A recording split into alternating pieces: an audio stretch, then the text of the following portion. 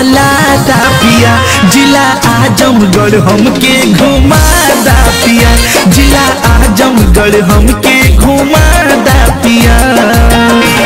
बूढ़नपुर में किनब कनवा के बाली, फूलपुर लालगंज विद्या हो लाली, विद्या हो लाली राजा विद्या हो लाली।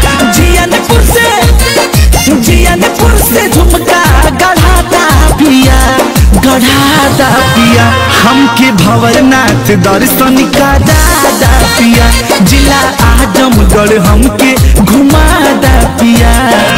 अपने माहौल में हमके घुमौला, मीठी मीठी बातें में हमका फसौला, हमका फसौला राज हमका फसौला। सराय में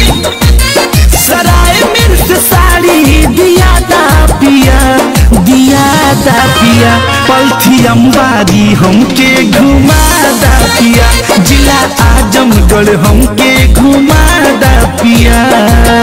मेहनगर नहीं अबले घुमौला, मार्टिनगंज नहीं कबहू देखौला, कबहू देखौला राजा कबहू देखौला।